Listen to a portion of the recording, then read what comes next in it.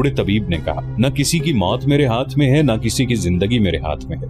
मैं जिंदगी और मौत के दरमियान कमजोर सी एक दीवार हूँ। मौत के हाथ इतने मजबूत और तवाना हैं कि इस दीवार को दरवाजे के किवाड़ की तरह खोल लेते हैं और मरीज को उठा ले जाते हैं, और मेरा इल्म और मेरा तजर्बा मुंह देखते रह जाते हैं। अल्फाज, महज अल्फाज। मलिका ने फर्श पर बड़ी जोर से पांव मारकर कहा, खोखले अल्फाज। क्या अल्फाज किसी दुखियारे का दुख मिटा सकते हैं? किसी रोगी को रोग से निजात दिला सकते हैं? क्या आपके अल्फाज में इतनी ताकत है कि किसरा के रोग को चूस लें? नहीं मलका फारिस, तबीब ने बड़े तहम्मुल से कहा और कांपते हुए हाथ से मलका के बाजू को पकड़ा और उसे बिठाकर कहा, अल्फाज किसी के दुख और किसी के रोग को मिटा नहीं सकते, अलबत्ता दुख और रोग की अजियत को जरा कम कर दिया करते हैं। हकीकत के सामने अल्फाज कोई मानी नहीं रखते, और हकीकत अगर तल्ख हो तो आलिम के मुंह से निकलते हुए अल्फाज यूं लगते हैं जैसे खिजा में शजर के सर्द पत्ते गिर रहे हों। सूखे हुए इन पत्तों को फिर हवाएं उड़ाती फिरती हैं। हम किसरा को हकीकत से बेखबर रख रहे हैं। मलिका ने कहा, मैं उन्हें रक्स और नगमे से बहलाने की कब तक? बूढ़े तबीब ने कहा, मलिका किसरा, तुम किसरा से इस हकीकत को कब तक छुपाए रखोगी? ये रक्स और ये नगमे और ये मखमल जैसे नर्मो मुलायम और नौखेज जिस्म किसरा उर्द शेर का दिल नहीं बहला सकते। अगर किसरा सिर्फ शहनशाह होते तो वो अपने आप को बड़े हसीन फरेब दे सकते थे, फरार के बड़े दिलकश रास्ते इख्तियार कर सकते थे, लेकिन वो जंगजू भी हैं। उनके घोड़े के सुमो ने जमीन के तख्ते को हिला डाला था। फारस की इतनी अजीम शहनशाही किसरा के जोरे बाजू का हासिल है। इस शहनशाही को उन्होंने रोमियों की ताकतवर फौज से बचाया है। किसरा ने लड़ाइयाँ लड़ी हैं, बड़े खूंरेज मार के लड़े हैं। अब वो जंगजू उर्द शेर बेदार हो गया है। अब रक्स व नगमा और ये तिलिस्माती जवानियां उन पर उल्टा असर कर रही हैं। अब वो किसी रक्कासा और किसी मुगन्निया को नहीं, हरमुज को बुलाते हैं, अंजरगर की पूछते हैं, बहमन जाजविया और अनूश जान को पुकारते हैं। कहाँ हैं उनके ये सालार? तुम उन्हें क्या धोखा दोगी? कुछ नहीं, मलिका ने आह भरकर कहा, कुछ भी नहीं। आप ठीक कहते हैं, लेकिन कुछ तो बताएं। मैं कुछ नहीं समझ सकती। क्या आप मुसलमानों को जानते हैं? यहाँ चंद ईसाई आए थे, वो कहते थे कि मुसलमानों में कोई पुरअसरार ताकत है जिसका मुकाबला कोई नहीं कर सकता। और मैंने देखा है कि दजला और फरात के दरमियानी इलाके में हमने जिन मुसलमानों को आबाद करके उन्हें अपना गुलाम बना रखा था और जिन्हें हम कीड़ों मकोड़ों से बढ़कर कुछ नहीं समझते थे, वही मदीना वालों का बाजू बन गए हैं और हमारा लश्कर उनके आगे भागा भागा फिर रहा है। ये अकीदे की ताकत है मलका फारिस, तबीब ने कहा। तो क्या उनका अकीदा सच्चा है? नहीं मलका फारिस, बूढ़े तबीब ने कहा। एक बात कहूंगा जो शायद तुम्हें अच्छी न लगे। मुसलमानों का अकीदा ये है कि बादशाही सिर्फ अल्लाह की है और बंदे उसके हुक्म के पाबंद हैं, और वो कहते हैं कि उस अल्लाह के सिवा कोई माबूद नहीं। क्या तुम इस राज को समझी हो मलका किसरा? नहीं बुजुर्ग तबीब, मलिका ने जवाब दिया, मैं नहीं समझ सकी। बादशाही तो एक खानदान और उसके एक फर्द की होती है। इसका अंजाम तुम देख रही हो मलका किसरा। तबीब ने कहा, आज वो एक इंसान जो अपने आप को इंसानों का शहनशाह समझता है, बेबस और मजबूर अंदर पड़ा है और अपनी बादशाही को बचा नहीं सकता। उसका लश्कर पसपा होता चला आ रहा है। उन सिपाहियों को क्या पड़ी है कि वो एक खानदान और एक इंसान की शहनशाही की खातिर अपनी जानें दें, और वो जो हजारों की तादाद में मर रहे हैं वो भागते हुए मर रहे हैं। वो जब देखते हैं कि माले गनीमत तो है ही नहीं, फिर लड़ें क्यों? वो तुम्हारे खजाने से महाना वसूल करने के लिए जिंदा रहना चाहते हैं। और मुसलमान, तबीब ने कहा, मुसलमान किसी एक इंसान के आगे जवाब दे नहीं। वो अल्लाह की खुशनुदी के लिए लड़ते हैं और अपने अमीर का हुक्म मानते हैं। यही वजह है कि वो इतनी कम तादाद में भी तूफान की तरह बढ़े आ रहे हैं। मलका फारिस, अकीदा अपना अपना और मजहब अपना अपना होता है। मैं इल्म और तजर्बे की बात करता हूँ। जब एक खानदान और एक इंसान अपने आप को शहनशाह बना लेता और इंसानों को इंसान समझना छोड़ देता है, तो एक दिन आता है कि वो अपने साथ अपनी फौज को भी और अपनी रियाया को भी तबाही के गड्ढे में फेंक देता है। मैं नहीं समझ सकती, मलिका ने कहा। मैं समझना नहीं चाहती, मैं सिर्फ ये चाहती हूँ कि किसरा सेहतयाब हो जाए। कुछ करो बुजुर्ग तबीब, कुछ करो। कुछ नहीं हो सकता मलका फारिस, तबीब ने कहा, कुछ नहीं हो सकता। सिर्फ ये खबर ले आओ कि मुसलमानों को फारस की सरहद से निकाल दिया गया है, या खालिद बिन वलीद को जंजीरों में बांधकर किसरा के दरबार में ले आओ तो किसरा उठ खड़े होंगे। ऐसी खबर कहाँ से लाऊं? मलिका ने रंजीदा और शिकस्त खुर्दा लहजे में कहा, मदीना के उस सालार को कैसे जंजीरों में बांध के ले आऊं? अगर मेरे सालार शिकस्त खाकर जिंदा आ जाते तो मैं उनकी टांगें जमीन में गाड़कर उन पर कुत्ते छोड़ देती।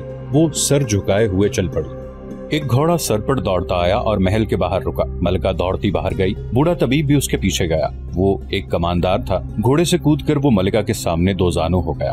उसका मुंह खुला हुआ था, आंखें सफेद हो गई थीं, चेहरे पर सिर्फ थकन ही नहीं घबराहट भी थी। कोई अच्छी खबर लाए हो? मलिका ने पूछा और शाहाना जलाल से बोली, उठो और फौरन बताओ। कोई अच्छी खबर नहीं, कमानदार ने हांफती हुई आवाज से कहा। मुसलमानों ने पूरा लश्कर काट दिया है। उन्होंने हमारे हजारों आदमियों को पकड़कर दरियाए खसीफ के किनारे इस तरह कत्ल कर दिया है कि दरिया में खून चल पड़ा। दरिया खुश्क था। मुसलमानों के सालार ने ऊपर से दरिया का बंद खुलवा दिया तो बदकली खून का दरिया बन गया। तुम क्यों जिंदा वापस आ गए हो? मलिका ने गजबनाक आवाज में पूछा। क्या तुम मेरे हाथों कटने के लिए आए हो? मैं अगली जंग लड़ने के लिए जिंदा आ गया हूँ, कमानदार ने जवाब दिया। मैं छुपकर अपने लश्कर के कैदियों के सर जिस्मों से अलग होते देखता रहा हूँ। खबरदार, मलिका ने हुक्म दिया, ये खबर यहीं से वापस ले जाओ। शहनशाह फारस यही खबर सुनने के लिए जिंदा है। उर्द शेर की आवाज सुनाई दी।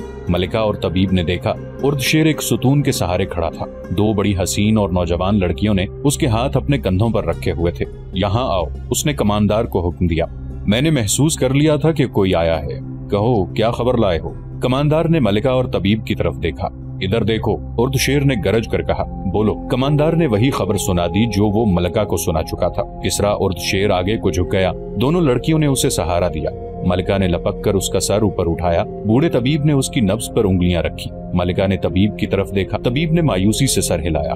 फारस किसरा उर्द शेर से महरूम हो गया है, तबीब ने कहा। महल में हड़बौंग मच गई। उर्द शेर की लाश उठाकर उसके कमरे में ले गए, जहां उसने कई बार कहा था कि अरब के इन लुटेरे बद्दुओं को फारस की सरहद में कदम रखने की जुर्रत कैसे हुई है। उसने उसी कमरे में वलीद के बेटे खालिद रज़ियल्लाहु अन्हु और हारिसा के बेटे मुसन्ना को जिंदा या मुर्दा लाने का हुक्म दिया था। अपने हुक्म की तामील से पहले ही इस कमरे में उसकी लाश पड़ी थी।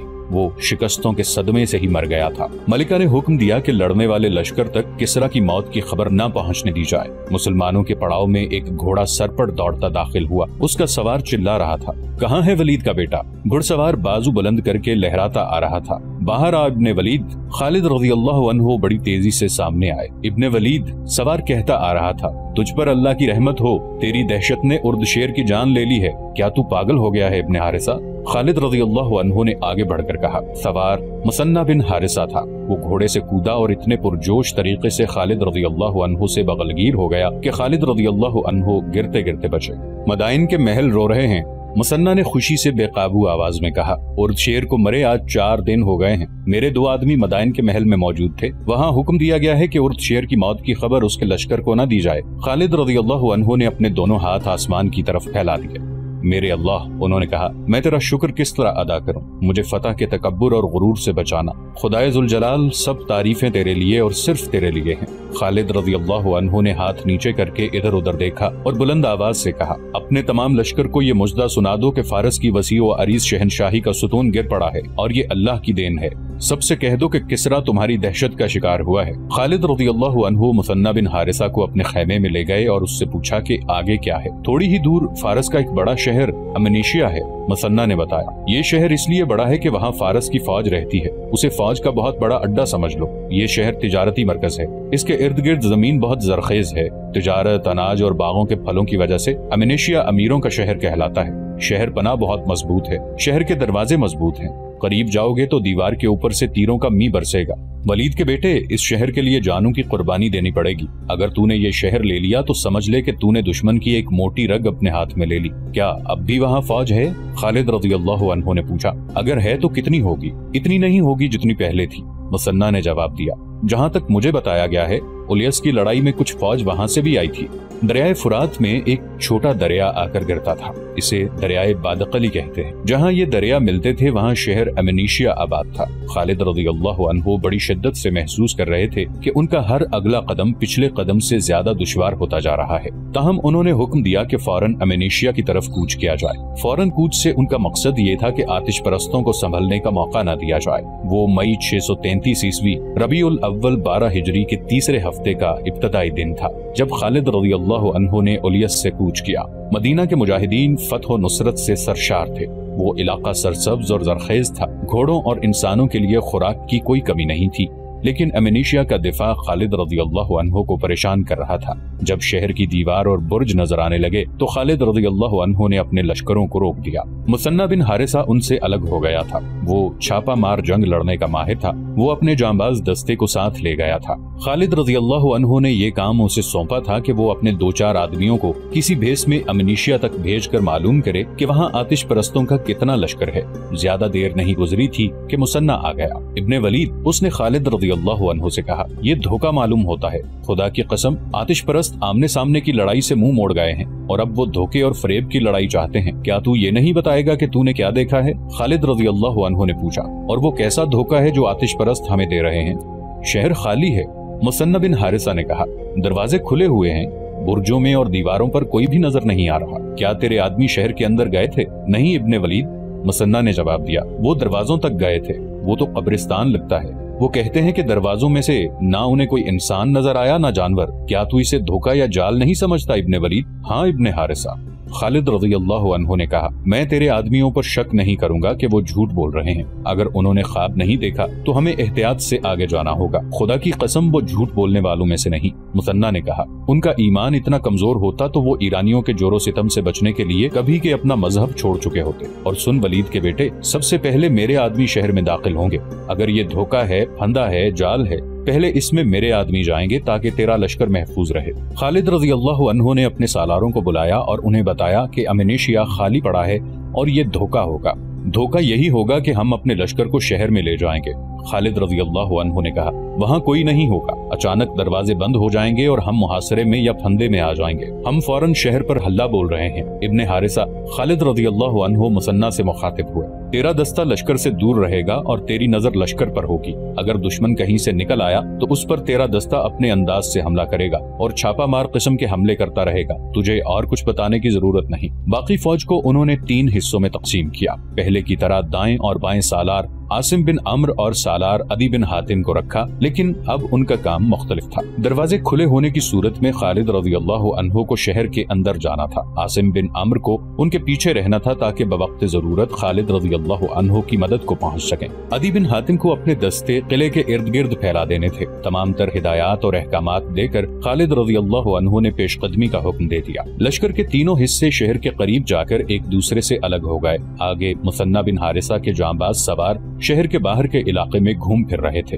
करीब एक जंगल था, कुछ इलाका चट्टानी था। मुसन्ना ने अपने छापामार दस्तों को टोलियों की शक्ल में तकसीम कर दिया था। इन टोलियों ने हर वो इलाका देख लिया था जहां दुश्मन के छुपने का इम्कान था, लेकिन दुश्मन का कहीं नामो निशान नहीं मिला था। फिर ये टोलियां दूर दूर तक गश्त करती रही। लश्कर के तीनों हिस्से शहर की दीवारों के करीब पहुंच गए तो सालार अदी बिन हातिम ने अपने दस्तों को शहर के इर्द गिर्द फैला दिया। खालिद रज़ी अल्लाह अन्हु ने बड़े दरवाजे में जाकर बुलंद आवाज से ऐलान कराए कि शहर के लोग घरों से बाहर आ जाएं। अगर लोग बाहर न आए तो शहर का कोई मकान खड़ा न रहने दिया जाएगा। आतिश परस्तो, जिंदा रहना है तो बाहर आ जाओ। अपने सालारों से कहो बुज़दिल न बने। इस तरह के ऐलान होते रहे मगर दरवाजे के अंदर सुकूत तारी रहा।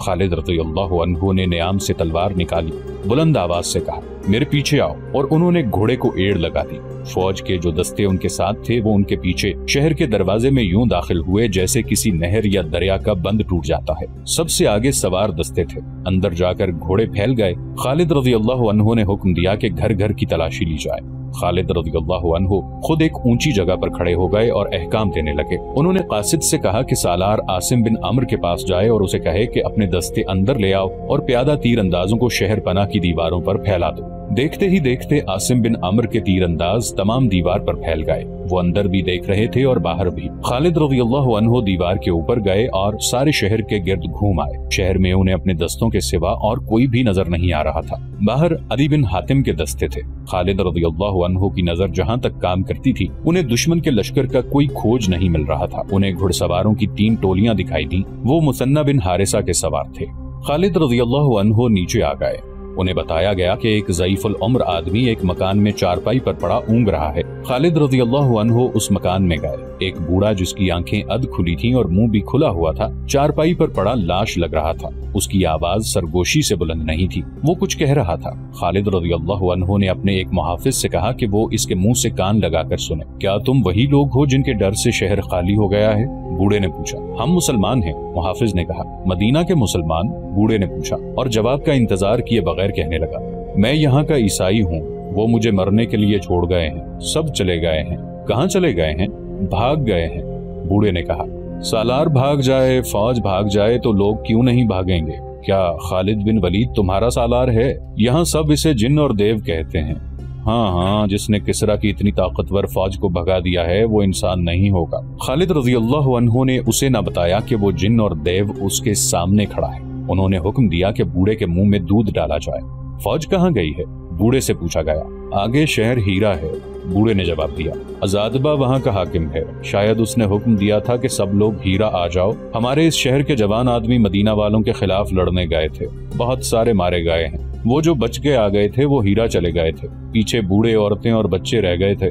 یہاں کے سب لوگ خالد بن ولید سے ڈرتے ہیں۔ ہمارے بھاگ کر آنے والے جوانوں نے لوگوں کو اور زیادہ ڈرا دیا ہے۔ وہ کہتے تھے کہ مسلمان خون کا دریا بہا دیتے ہیں اور وہ ادھر آ رہے ہیں۔ سب بھاگ گئے ہیں، میں نہیں بھاگ سکا، میں تو اٹھ بھی نہیں سکتا، وہ مجھے مرنے کے لیے چھوڑ گئے ہیں۔ تقریباً تمام مورخوں نے لکھا ہے کہ امنیشیا شہر اسی حالت میں خالی تھا کہ لوگوں کے گھروں میں سامان اور قیمتی اشیاء ایسے پڑی تھی جیسے ان مکانوں کے مکین ابھی ابھی کچھ دیر کے لیے باہر نکل گئے ہوں۔ لوگ اتنی اجلت میں بھاگے تھے کہ رقمیں اور سونا وغیرہ بھی پیچھے چھوڑ گئے تھے۔ خالد رضی اللہ عنہ کے حکم سے تمام فوج کو شہر میں بلا لیا گیا اور انہیں مال غنیمت اکٹھا کرنے کی چھٹی دے دی گئی۔ یہ امیروں کا شہر تھا، گھروں میں قیمتی اشیاء اور کپڑوں کی افراد تھی۔ مسلمان بعض چیزوں کو دیکھ کر حیران ہوتے تھے، یہ چیزیں وہ اپنے ساتھ لے جانا چاہتے تھے۔ جب سامان ایک جگہ اکٹھا کیا گیا تو خالد رضی اللہ عنہ نے دیکھا، آگ لگا دو اس سامان کو۔ خالد رضی اللہ عنہ نے حکم دیا، یہ عیش و عشرت کا وہ سامان ہے جس نے اس قوم کو بزدل بنا دیا ہے۔ ان لوگوں کا انجام دیکھ لو، ان کے محل اور مکان دیکھ لو۔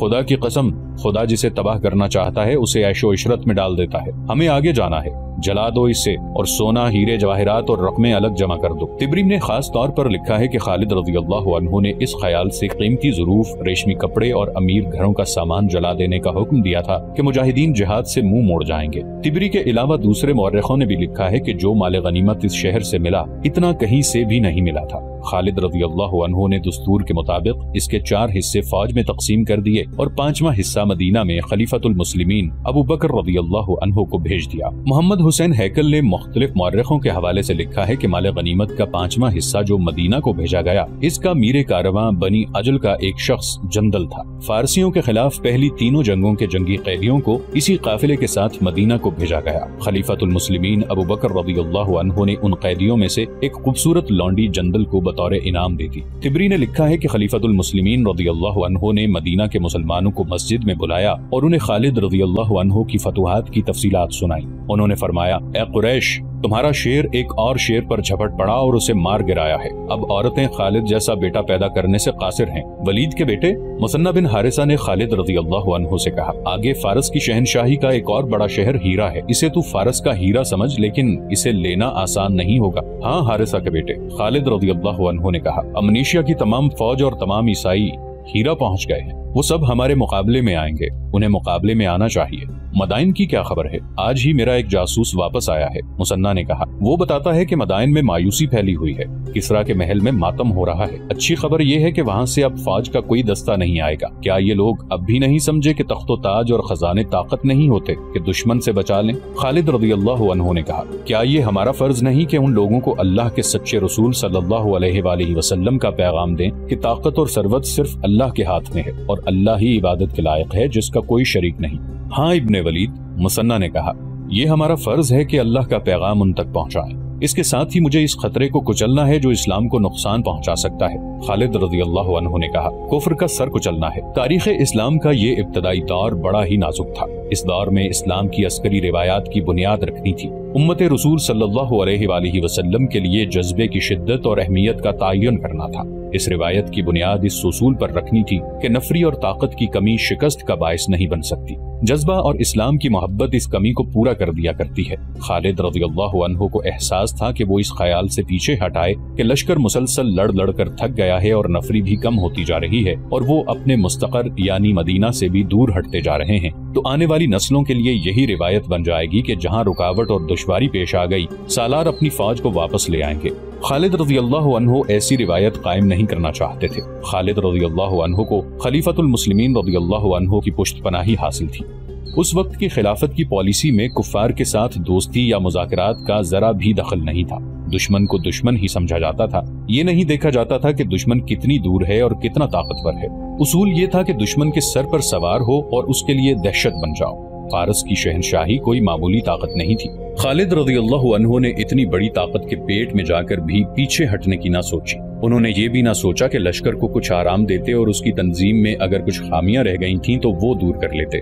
मुसन्ना बिन हारिसा ने उन्हें बताया कि हीरा में मुकाबला बड़ा सख्त होगा, तो भी खालिद रज़ियल्लाहु अन्हु ने अपने फैसले में नजर सानी की ना सोची। उन्होंने उसी वक्त अपने सालारों को बुलाया।